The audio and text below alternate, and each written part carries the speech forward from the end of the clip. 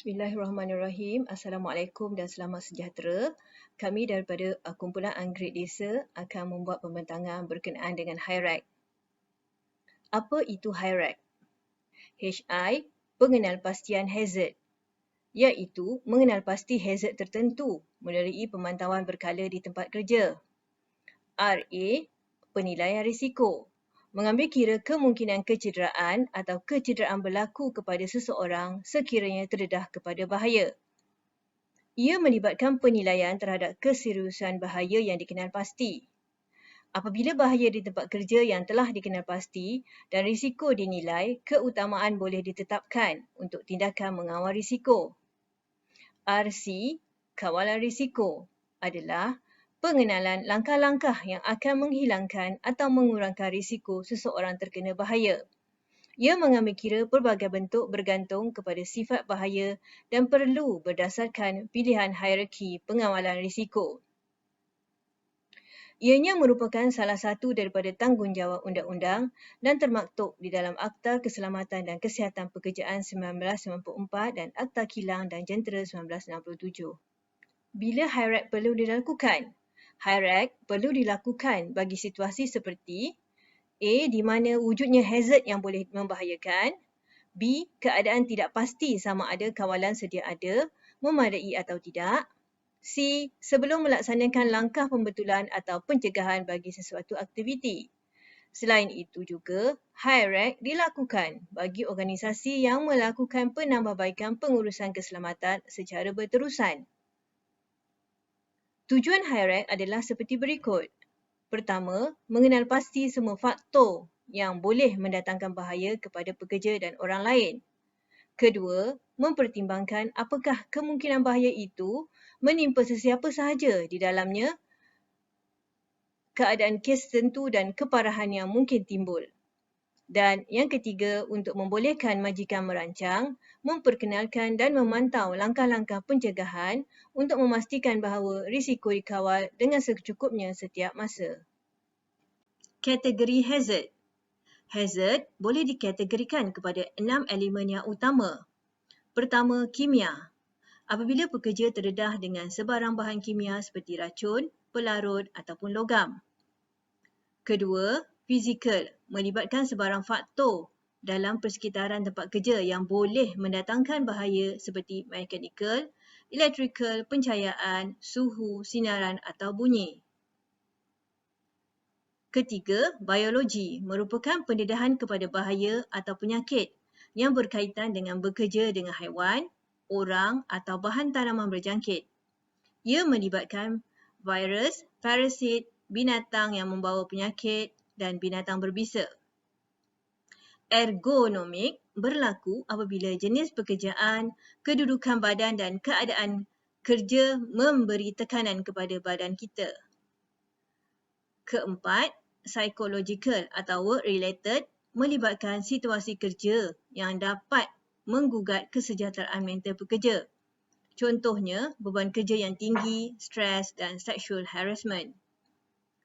Keenam, keselamatan adalah keadaan kerja yang tidak selamat yang boleh menyebabkan kecederaan, penyakit dan kematian. Bahaya keselamatan adalah bahaya di tempat kerja yang paling biasa. Najis burung atau bird dropping. Aktiviti burung yang tidak terkawal sering meninggalkan kesan negatif pada kehidupan manusia.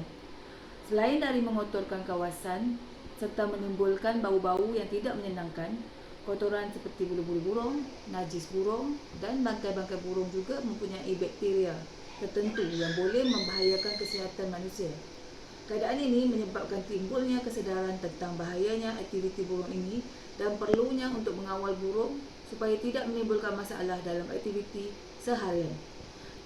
Dalam mengawal aktiviti burung ini, sememangnya terdapat pelbagai kaedah dan cara yang boleh diaplikasikan yang sedia ada dalam pasaran.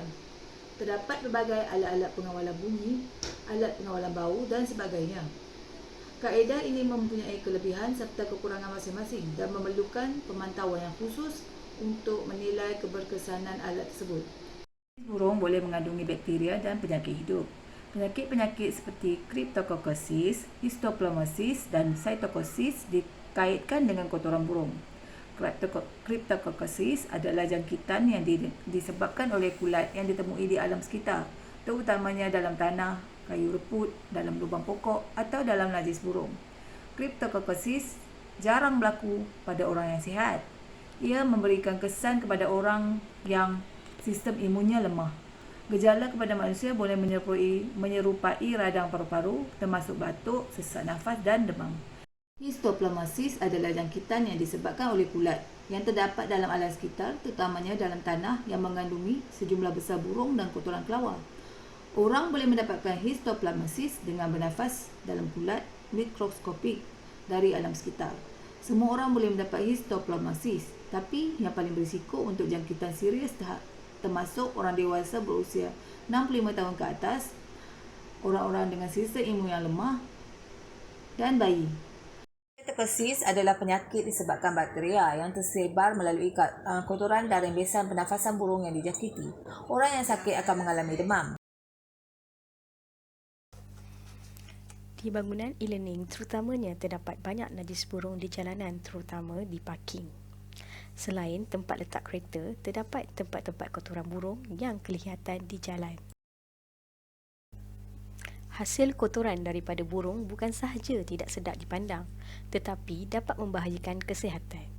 Kebersihan merupakan elemen penting dalam kesihatan di tempat kerja.